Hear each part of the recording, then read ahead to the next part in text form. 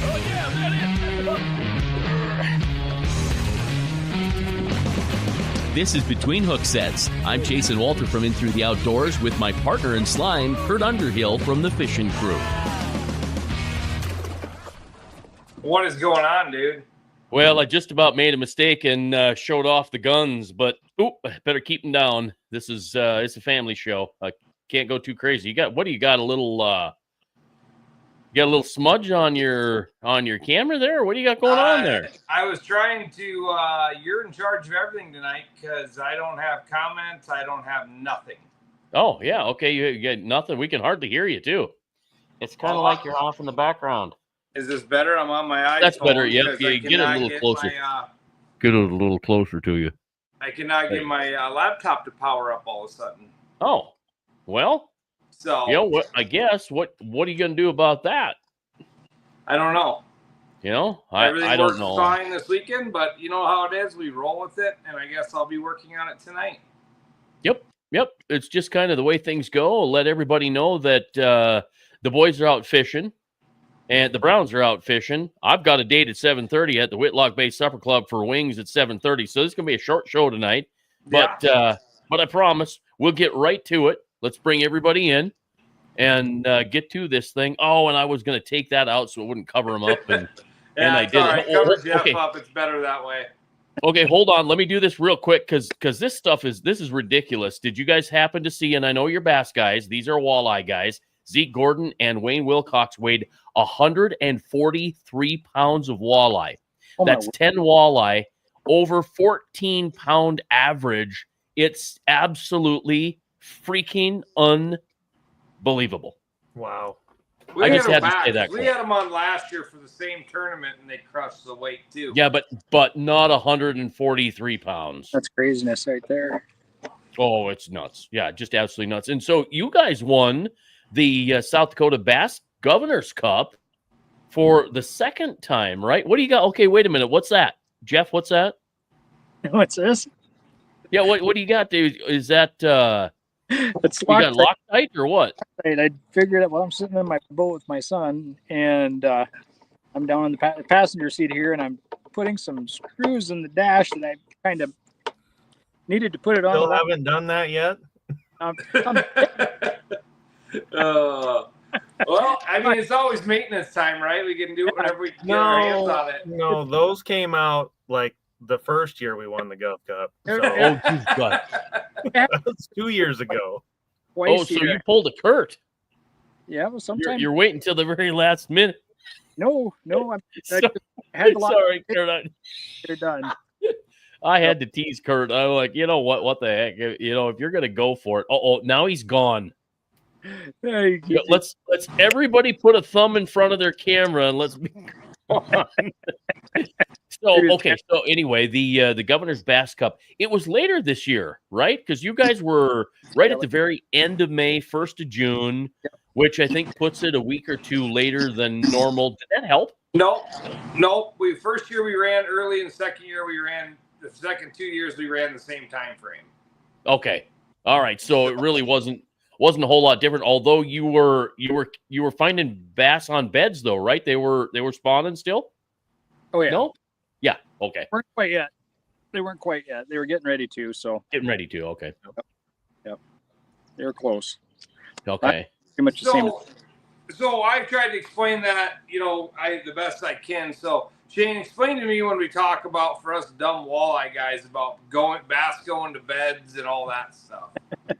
Well, what do you want to know about it? Like, I mean, when we say they're going to beds, they're going in to make beds. Like, explain what we mean by saying going to beds. Oh, and you see the big ones carrying pillows, they're headed for the bed for sure. Right, and they're easy to pick off, right? Oh, I mean, isn't that what? Huh?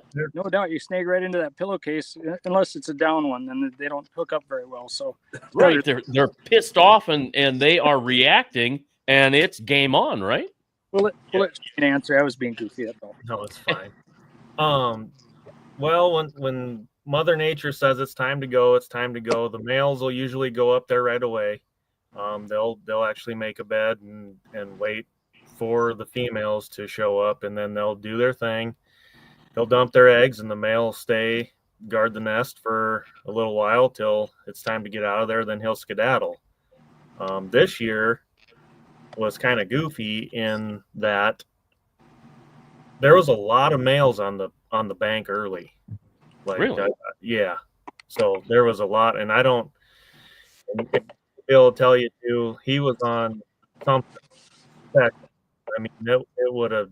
It was stupid what the fish pictures he was sending me. It was ridiculous, and for the weights to be as low as they were day one was a shocker, to be honest. I mean, it was just like I don't know where the females went, but the males were around, and that's about all you could catch, really. You'd maybe get one or two good bites, that were, you could see they were just stuffed full of eggs, but it was a lot of little males. Oh, okay, so you said little males, and that leads into my question is, if we put this in the walleye world, because a lot of us are used to the walleye, so the males are small, right? They're small, they're skinny, they don't get to be that big. In the bass world, in the smallie world, are those male smallmouth and female smallmouth the same size, or is there a dramatic difference like there is with walleye? There can be. I mean, I just from over the years and my knowledge, I think that a male smallmouth can be anywhere from 12 inches long to probably, I'd say a big one's a 3-pounder. I mean, that's a big one. And so that's really that kind of caps the size, and you're talking mamas at 4, 5, 6, 7 pounds plus. Yeah, I mean, and there'll be some 2 to 5 pound females that'll spawn, but yeah. Interesting. Never thought about the different sizes from male to female in the bass world. So cool to know. Yep. I did see when we in practice, I did catch a few that had made. I don't know if they were males protecting, if they already did the deed and they were protecting, or if they were just up there. But there was defined beds that you could see, and I did pluck a couple fish off of them. They weren't big, but which was kind of odd. And that was a scary part, is the water temp, and Jeff will say the same thing. The water temp was ridiculous. Yeah. I mean, it was cool, right? 14 degrees in a week or something like that, Jeff? Yeah, right. 49 degrees on the Thursday prior, and then you come back and fish next Thursday, and we found places 61, 62, 63 degrees. That's a crazy huge move on those smallmouth. And some of the guys were saying, it's like last year, I know Brock Bielik and Joe Paulson both said the same thing. They said we had fish on the bank, didn't see any beds on Wednesday. Thursday we went up, there were beds getting made. Friday the males were in there, the female hadn't shown up yet, and by the time the tournament started on Saturday, the females had already gone up and spawned and were halfway through. So and when that changes, they go right now. So when they're ready, they're ready. Man, that's kind of cool to know, though. Because we just kind of take it for granted. Obviously, fish like warmer water. They, I guess, are bass the same. I'm sorry, I keep equating it to walleye, but walleye like 50 to 70 degrees, right? So I'm guessing bass like a little flatter water, right? So the more calm the water, the less wind, the better chance you have of catching those, especially later in the summer. Later in the summer, June into July. Really, the only water they don't like is dirty water. Typically, I mean, it don't matter how rough it gets, or warm or cold or what. I mean, you can catch smallmouth in late October, early November in some 40-degree water, and they'll truck and jerk bait. But you're talking deeper, though, right? Those walleye, like on let's say we're going to have a tournament today, right, or tomorrow, and it's super windy. You guys are not going to find bass shallow. You're gonna do some deep water cranking. You're going to do some deep water fishing for bass. Or am I wrong?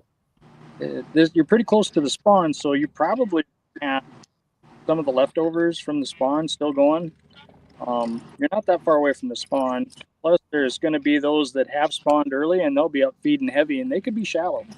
Okay. So they're right now. I took Tayson, my oldest boy, out on Sunday, and they're in all 3 phases still. I mean, there's No kidding.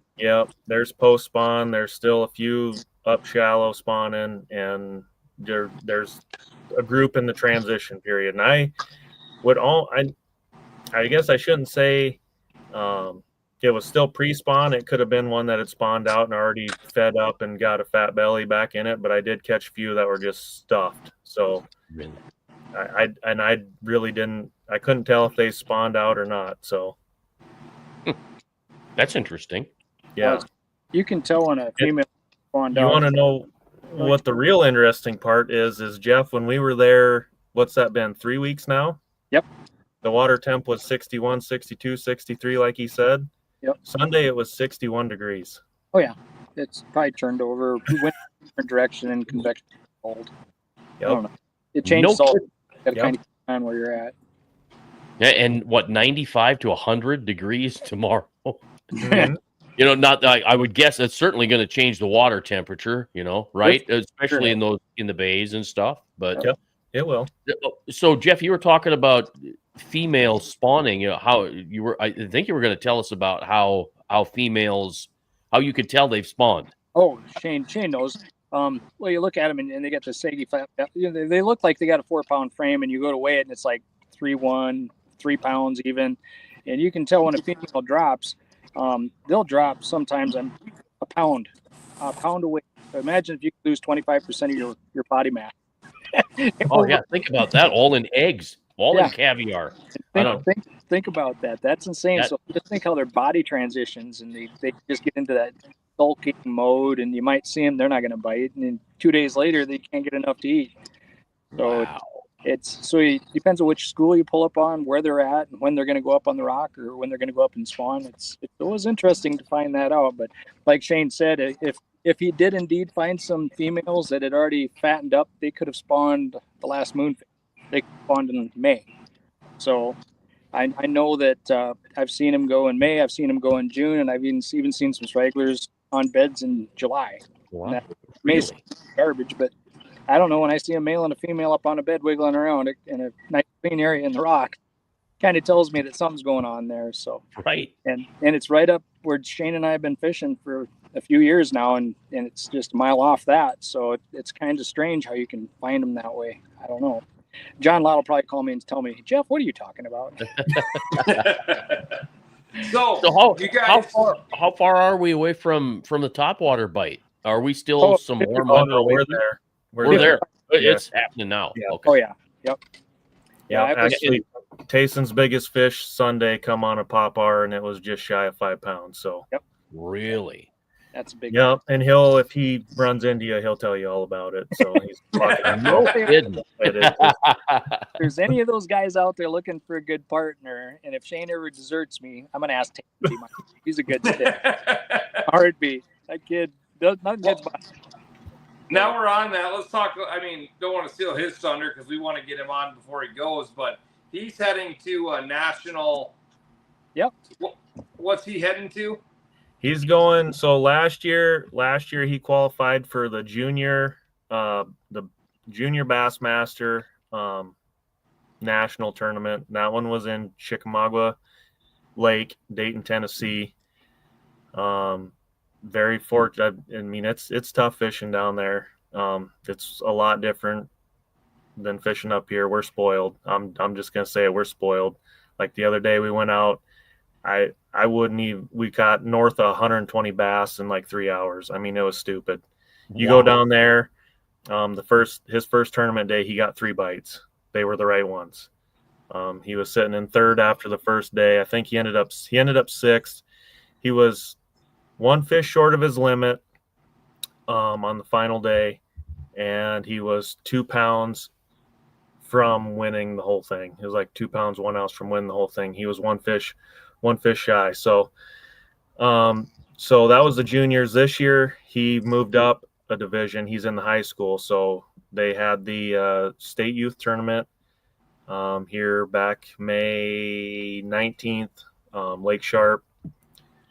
Barely squeaked by that one by a couple ounces. So he gets to go to Clarks Hill Reservoir in Georgia the end of July. So that's pretty good. So what you're saying there is he's going to college on a bass scholarship. He's probably, if he puts his mind to it, I guarantee you he can. So, well, maybe we'll be picking him in bucket A and fantasy bass fishing there. Huh?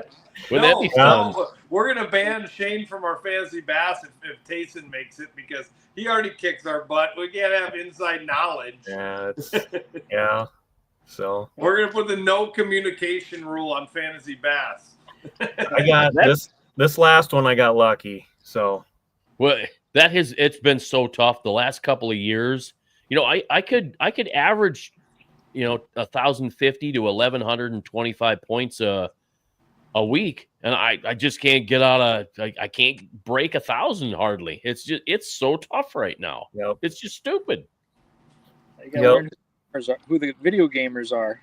Well, and here's the deal. I suppose with that, really, what it comes down to is we have so many more of the elites that can actually get it done than before. Because you would pick your bucket A, you'd pick Chris Johnston or Corey Johnston. Then you'd go to bucket B and you'd take Jordan Lee. And you get into bucket C, and there were your guys you picked, right? You picked Hackney. Hackney just got you there if he was in bucket B, C, right? And now all of a sudden that's changed, and it could be anybody. Yep. So pretty tough. 10 killer was the scary one for me, because when I heard the water came up 6 foot and then went back down, and then it was on the rise back up again, I was like, oh man, this is just a crapshoot. Like, it can be anyone. So that one, it made me nervous, but yeah. I picked a couple flippers, couple scopers, and it turned out just fine. I think I had Logan Parks at one point early. I just picked because I don't know what they do other than Trey McKinney's a scoper, and that is in Pitlick and Stormy. I told them both. I said, I don't care what bucket McKinney's in. He's always on my roster. So take him. He's always in the top 20. It seems like so. I had a tough choice between him and Shakirat, and I'm like, gosh. So I had Jay, and I pulled the cord, and I went with Chris. And actually, I guess I'd have to say I'm glad I did, because it didn't work out so good with Jay here. Bass, are they redheaded stepchild of walleye? Jeff, good question there, pal. But if you were to ask Kyle Peterson from Berkeley, he will tell you walleye are the easiest fish to catch. And you bass guys really get it. You get it hit hard from walleye guys. They're like, bass is whatever. You don't even have to try catching a bass. They catch themselves. That's not fair. No. They're just so much more fun to catch in my eyes. Oh, they are. I can't sit there staring at a rod and a rod holder. I got to be casting and reeling. And we're doing a lot more of that walleye fishing, but let's get on to the Bass Cup. So you guys have fished it pretty much every year since inception.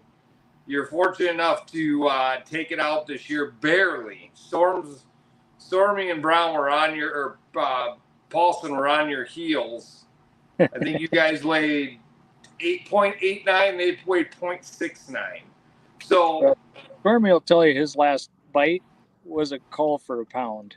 His last cast was a call for a pound. So if they wouldn't have made that one cast, just like us, but I'm saying, I'm just going to say they made a good run at us, but they didn't quite get there. All it takes is one cast. Oh, that's right. And it doesn't matter if it's last or the first. Guys got to just stay out. Right. You can't catch. So, guys, I talked to a bunch of people, and they're like, well, that's such big water. It's so scary. Blah, blah, blah, blah, blah. I mean, we've lucked out on weather, fortunately. I mean, it's been some rough days out there, but we've lucked out on weather. What would you tell people that are on the fence about fishing that event on the Lake Oahe that time of year? As long as there's not a 60 boat shotgun start walleye tournament coming out of Cow Creek, it'll be just fine. You were the first boat out day one. You don't know how glad I was to bring that up to you that day that, hey, aren't we supposed to go out boat one? So I heard it was a bathtub from Sully Flats all the way up to Mission that day. So wow. But I told Nate to warn all you guys when I found out Friday or Saturday morning that they were shotgun starting them at 7 a.m. And I'm like, oh no. Because I know a bunch of guys are turning going north. This could get ugly. When they sent us out, me and Jeff looked at each other, and it was white water and 17 wide coming out of the mouth of cow. Started laughing. It was like, oh man, I'm so glad I'm not back there. Yeah. Now, what I would tell the guys is make it a small lake. I mean, every bay has got its population of bass this time of year or that time of year. We couldn't have it during, honestly. There's fish literally everywhere in Oahe. Yep. And if they break one bay down and call that their home lake, they can manage that. I mean, you can go into Cow, you can go into Spring, you can win it out of Okoboji, you could even go into Nice Drums or Cowan Bay and win. So it's just a matter of picking your water and fending it and finding the biggest fish that are there. We just choose to go outside the box and outside the normal area where nobody else is at because we don't like fishing near people mostly. I could probably name four teams out of the top 10 that were probably in the top 5 in the top 10 that did not leave Spring Creek day one. Yep. 4 teams at least, if not more. I know Sam Spies and his partner had boat issues. They never left Spring Creek day 2 and weighed over 19 pounds. There you go. And we every time we drove down the road, we watched them boys sitting on the shoreline fishing. And there you go right there. That's after it got beat by, you know, eight boats day one. Yeah, you can go in there and catch 19 pounds. You got to remember all those guys in practice. You know, everybody that goes out says, well, if it's windy, we got to check spring. You got to check in spring. And I've heard of numerous fish well over 4 pounds that came out of spring. So if you get the guys on the right bites, I mean, you don't even have to burn a gallon of gas and you're in the money. So I'd say you don't have to run far. We just do get away from everybody mostly. So your fish aren't beat up, and what you find will probably stay there and we'll react a week later or the next 2 days or whenever we pre-fish. So that's what I would say. Yeah. Well, and they move up by the hour. I mean, that time of year, what happened to Jeff and I the final day this year was just, we ran into them. There was a 45-minute window, and it was just ridiculous. Yeah, it was silly. So, yep. Well, and you guys, I mean, after day 1, you guys weren't, where were you, 11th? 11th, yeah. 11th, yep. 11th place after day 1 with some, not saying your slouches, but some hammers above you. Yep. Yeah. I mean, there was that field's pretty tough, and you guys went and got 27 pounds. Here's 25. Here's the 25. crazy. So I'm sitting there, and we found some pretty good stuff on the way back today, which allowed us to beat. Otherwise, if we went back down and pulled the fish we did, then we wouldn't have been where we were. And I'm sitting there, and I said to Shane, you know, Shane, I don't know, man. Those fish are up there. I've bagged 26 and a half pounds. A few days, you just weighed the better fish. I had easy 20. And I said, they're there. The fact they didn't bite today doesn't mean they're going to bite tomorrow, but it doesn't say they're not going to bite. So I left it up to him, and I went to my sister's house and was talking to her. The phone rang, and Shane says, we're going back up. So we're going to go back up there and give him another run. And I says, okay, I got a couple more places we can try too. But we didn't have to try the other places. They were there, and we had a egg by 10 o'clock, Shane? Not great, but yeah, but I mean, it was better than the first day. I mean, the first day we were catching, we went through a lot of fish. They were just all 2 to 2.5 pounds. And we got up there, and our first couple fish were 3s, a little bit over 3s. And I was like, well, maybe, it's going to be a little better. Oh, we got one on there. There we go. I was just going to ask if Zach was flipping docks behind you. I'm like, okay, are you guys flipping docks? And there we go. We got one hooked. Big fish alert. Big fish alert. Big fish alert.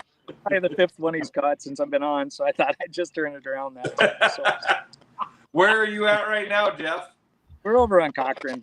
So this is one of our So it's a beautiful night, and I don't know, I told him, you want to fish? Yeah, let's go fish today. So we kind of stumbled around the house. I did a few things, late start, and then we had to go over to the work on the boat, and I got a bum leg, so I'm not very fast. So we changed out a prop and worked on some other stuff. And next thing you know, I look at the clock. Well, it's 2:00, and Cochrane's like an hour and 45-minute drive. Oh, now we still got to stop and get gas. And then you go through White. Is it White? I think White. Yep. There's road construction. We got to finagle our way through town. It was just, we got on Highway 15. Oh, yeah. What a pain in the ass. Yeah. Oh, so, yeah. So, like, we're here. We made it. It's beautiful. And then I get a message from Shane. We're on at 7. I'm going, oh. Here's the deal. You only got 5 minutes left, so you're only 5 minutes from fish, Jeff. So Brian, Jason's chasing those wings already. He's crazy. I can smell them. I'm sitting in the chair down below here because I didn't bring a chair for above, and it's like really super painful to do much of anything. But I'm trying to figure it out. I'm supposed to be going to Lake Erie and Michigan for a family reunion. I got a fish tournament on Erie in mid-July. And I'm just thinking my doctor's not like that idea at all. So not gonna be happy. Yeah, you better have a boot. You better have a boot and have that thing wrapped if you're going to be in the boat. I'd be moving the hot foot to the left side, Jeff. Yeah, right on. That's the first thing I did. I was driving my hot foot with my left foot today, and it's like, this is really uncomfortable. But hey, if it works, I'll go with it. Well, if it means getting out and fishing, well, what the heck? Even if I had to crank with my left hand because this one didn't work, I'd learn to crank with my left hand in a quick damn hurry. Yeah, that's true. That happens. So, guys, back-to-back Bass Governors Cup champions. I mean, does it mean as much as the first one, or I mean, what's the feelings on being the first guys to back-to-back it? Oh, go ahead. I mean, it was kind of the way practice went. Yeah, it meant a little more. So we went through 2 props. It was a rough deal. It was a rough practice, but yeah, we found some shallow water practicing, and long story short, we found a rock with 1 prop. So we went back, put it on the trailer. I had a spare prop that I had brought along. We threw it on, tested it out, ran good. We were putting it on the trailer. Must have sucked up a rock, dinged that one up. And that was Friday. So I mean, the spare prop was all we had basically, and it had a little ding in it too. So, yeah. But here's the deal: you won it twice, which you have to do if you want to repeat, right? So, yeah, that's true. Yeah. I never thought about it that way. Yeah. As far as feelings go about winning it, it's just fun to fish with the guys. And anytime they donate to me, I'll take it. That's all I'm going to say. Right. Well said. Yeah. Well said. Uh-huh. Well, that is what it's about. I mean, it's about taking their money. I'm sorry. If you're going to fish a tournament, it isn't about, this fishing's fun and what a beautiful day. Screw that. I want them. Hand me the money, right? That's fun. I like hanging with the guys. Group of guys we hang with. We even pre-fish with them. We'll fish the same water. We actually had probably our second best spot. We're rolling upriver, haven't seen upriver on us, fishing near us, and we get there, get to our spot, and about 5 minutes later, 2 boats come racing in, and next thing you know, they're fishing our second spot. We never saw them there, but some of the guys we pre-fished with, and this year we didn't pre-fish up there that spot with them at all. So it was like, oh, okay, that's cool. They found them too. Good for them. So, here comes another dock. What was that? Here comes another dock. We'll hang on for a second. You got a minute and a half to catch your fish. Tell Zach you got a minute and a half, and then that's it. It's over. Let's go.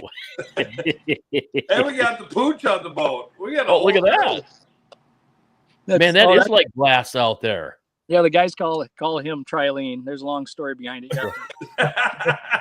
Been caught up in some mono there, time or two. Like that, but that's more of a it's a family talk about it. That's funny. Let's get a little live fishing crew taste the bait from Zach. What's he flipping a jig? Pull it up. What you got going on? Little tube? Got anything yet? He's got a craw. Egg. So I'm using this. Yep. Some color with orange and green. Fire crock. Oh yeah. Okay. Yeah, it's a tube. All right, yep, big old tube. Did he say a coffee tube or one of the easiest things to skip under dock? Yeah, it's something so you can roll it up under the we don't get to skip docks here on Lake Hawaii though. Oh, chompers. Little advertising for chompers. The first time I ever had a chance to skip a dock was down on Table Rock, and guess where my jig landed? Right on top of that tarp. Oh yeah. Yeah, like, you haven't done this before, have you? Like, well, no, I have not. Luckily, I did not snag a hole in it. Yeah, I've only heard Zach go ding about a half dozen times today, only once since the broadcast. So I hope nobody heard that. Yeah. So pretty much hidden. Pretty much hidden. Well, guys, I know Jason's got wings waiting for him. Jeff, you got to get back to fishing. It's been great to have you guys on. Sorry it took a couple weeks. I'm blaming that one on Jeff. We should have had you on a couple weeks ago, but that's Jeff's fault. Had a good excuse, Doctor. It was a perfect night tonight. It was great to have you on the water and on the show. That's how we like to see it. Yeah, I like to be on the water, and I'm home all week. Finally, I got out today, getting stir crazy. Only lay in bed and watch much TV. So. Fantastic. Well, congrats to you guys. Thanks. I mean, you did a great job, bang up job. Like I said, 3-peat. There's always next year, right? Yeah. We hope so. Yeah. All right. Shane Stiehl, Jeff Brown, thank you guys. Kurt, it's good to see you there in the trailer. Did he lock up? Yeah. I think he did. Yeah. All right, then. Simon says don't move. Yeah, we'll let you get back to fishing then. You guys have a great night. Have a great weekend too. You too. Yep. Thank you. All right. Thank take you. care. Thank you. Oh, yeah, that is.